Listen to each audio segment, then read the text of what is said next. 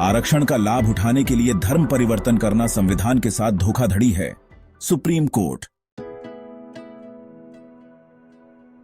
Court ने कहा कि यदि धर्म परिवर्तन का उद्देश्य मुख्य रूप से आरक्षण का लाभ प्राप्त करना है, लेकिन दूसरे धर्म में कोई वास्तविक आस्था नहीं है, तो इसकी अनुमति नहीं दी जा सकती। एक महत्वपूर्ण फैसले में सुप्रीम कोर्ट ने कहा है कि बिना किसी वास्तविक आस्था के केवल आरक्षण का लाभ उठाने के लिए किया गया धर्म परिवर्तन संविधान के साथ धोखाधड़ी है।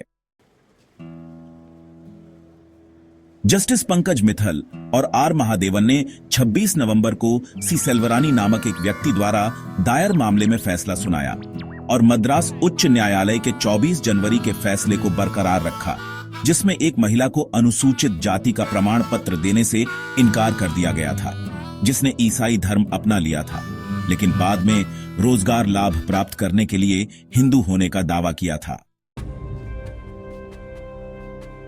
जस्टिस महादेवन, जिन्होंने पीठ के लिए 21 पृष्ठ का फैसला लिखा, ने आगे इस बात पर जोर दिया कि कोई व्यक्ति दूसरे धर्म में तभी परिवर्तित होता है जब वह वास्तव में उसके सिद्धांतों और आध्यात्मिक विचारों से प्रेरित होता है। उन्होंने कहा, हालांकि यदि धर्म परिवर्तन का उद्देश्य मुख्य रूप से आरक्षण का लाभ प्राप्त करना है, लेकिन दूसरे धर्म में किसी वास्तविक विश्वास के साथ नहीं, तो इसकी अनुमति नहीं दी जा सकती, क्योंकि ऐसे गुप्त उद्देश्यों वाले लोगों को आरक्षण का लाभ देने से आरक्षण की नीति के सामाजिक लोकाचार को ही नुकसान पहुंचेगा। पीठ के समक्ष प्रस्तुत साक्ष्यों से स्पष्ट रूप से पता चला कि अपीलकर्ता ईसाई धर्म को मानती थी और नियमित रूप से चर्च में जाकर अपने धर्म का सक्रिय रूप से पालन करती थी। पीठ ने कहा, इसके बावजूद वह हिंदू होने का दावा करती है और रोजगार के उद्देश्य से अनुसूचित जाति समुदाय का प्रमाण पत्र मांगती है।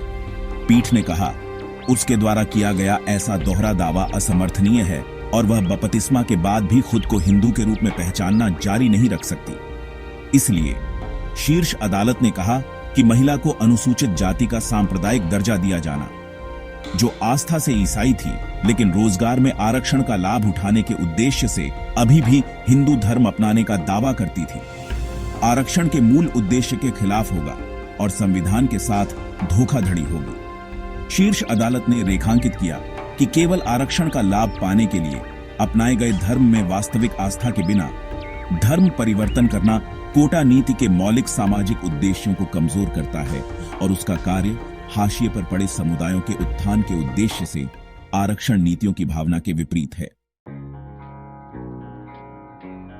हिंदू पिता और ईसाई मां की संतान सेल्वरानी का जन्म के कुछ समय बाद ही ईसाई धर्म में हुआ था, लेकिन बाद में उन्होंने हिंदू होने का दावा किया और 2015 में पुडुचेरी में उच्च श्रेणी क्लर्क पद के लिए आवेदन करने के लिए एससी प्रमाण पत्र मांगा, जबकि उनके पिता वल्लुवन जाति से थे, जिसे अनुसूचित जातियों के अंतर्गत वर्गीकृत किया गया था।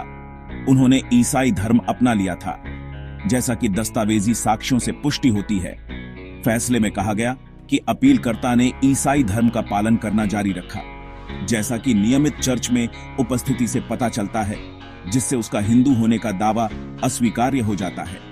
पीठ ने कहा कि ईसाई धर्म में धर्मांतरित होने वाले व्यक्ति अपनी जातिगत पहचान खो देते हैं और उन्हें एससी लाभों का दावा करने के लिए पुनः धर्मांतरण और अपनी मूल जाति द्वारा स्वीकार किए जाने के पुख्ता सबूत देने होंगे। फैसले में कहा गया कि अपीलकर्ता के पुनः हिंदू धर्म में धर्मांतरण या वल्लुवन जाति द्वारा स्वीकार किए जाने का कोई ठोस सबूत नहीं था।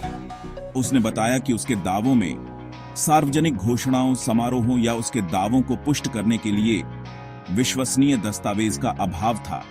पीठ ने कहा, कोई व्यक्ति किसी दूसरे धर्म में तभी धर्मांतरित होता है जब वह वास्तव में उसके सिद्धांतों से प्रेरित होता है। केवल आरक्षण लाभ के लिए आस्था से रहित धर्मांतरण अस्वीकार्य है। सर्वोच्च न्यायालय ने कहा कि किसी भी मामले में ईसाई धर्म में धर्मांतरण करने पर व्यक्ति अपनी जाति खो देता है और इससे उसकी पहचान नहीं हो सकती।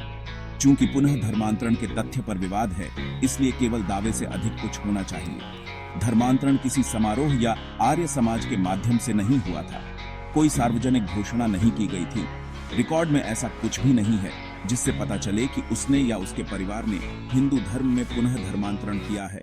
और इसके विपरीत एक तथ्यात्मक निष्कर्ष है कि अपीलकर्ता अभी भी ईसाई धर्म को मानता है। पीठ ने कहा कि अपीलकर्ता के खिलाफ सबूत है और इसलिए उसका यह तर्क कि धर्मांतरण के बाद जाति समाप्त हो जाएगी और पुनः धर्मांतरण के बाद जाति फिर से शुरू हो जाएगी अस्थिर है।